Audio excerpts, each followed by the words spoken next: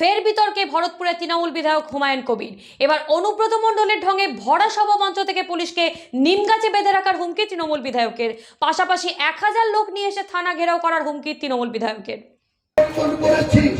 অনেক ডিএমের পরিবর্তন করেছি, অনেক এসপির পরিবর্তন করেছি, এখন শাসক দলে আছি, তাই উপর পদে থুতু ফেললে নিজের গায়ে পড়বে বলে কখনো কখনো অনেক সিভিক ভলেন্টিয়ারের চমকানি আমাদের কর্মীদের শুনতে হচ্ছে। কিন্তু আমি সাবধান করে দিচ্ছি, যেই চললে যে পা দেওয়ার চেষ্টা করবেন না। পুলিশ প্রশাসন আপনি নিরপেক্ষ ভাবে প্রশাসন চালান। দু একজন মাতব্বর এসআই আছে, তারা ওই পল্লী স্ত্রীতে গিয়ে এখানকার ভরতপুরের তৃণমূল কংগ্রেসের নেতাদের পকেটে ঢুকে তারা মনে করছে যে আমাদের সঙ্গে পাঙ্গা নেবে। আমি পরিষ্কার বলছি, আমার যেদিন মনটা গরম হবে, এর আগে যেটা করেছিলাম ওখান থেকে গাড়ি স্টার্ট করবো 1000 লোক নিয়ে থানাতে এসে বসে পড়বো।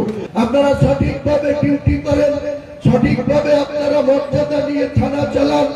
হিন্দু মুসলমান দেখার দরকার নাই, তৃণমূল কংগ্রেস বিজেপি দেখার দরকার নাই।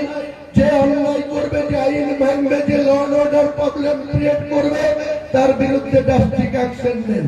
আর বেশি দাবেদারির রাজনীতি করলে আমি কর্মীদের বলে দেব, যে অফিসার গিয়ে বেশি দাবেদারি করবে তাকে যেন ওখানে নিম গাছে দড়া দিয়ে বেঁধে রাখবে, আমাকে খবর দেবে, তারপর আমি এসে ছাড়বো।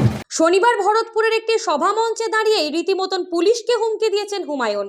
তার দাবি, যখন বিরোধী দলে ছিলাম তখন অনেক ডিএম বিডিও এসপির পরিবর্তন করিয়েছি, আর এখন নিজের দলের কথা বলতে গেলে নিজের গায়ে থুতু এসে পড়ে।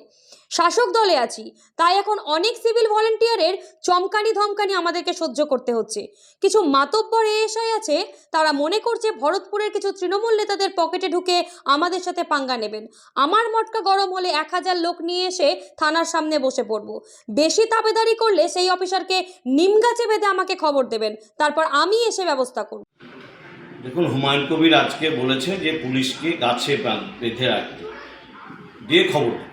এই যে পুলিশকে হুমকি দেওয়া, সাধারণ মানুষকে হুমকি দেওয়া, হিন্দুদেরকে হুমকি দেওয়া, বিজেপির বিধায়কদেরকে হুমকি দেওয়া, রাজ্যে কি আইন কানুন বলে কিছু নেই? আমরা এর আগেও বলেছি, এ রাজ্যে আইনের শাসন বলে কিছু নেই।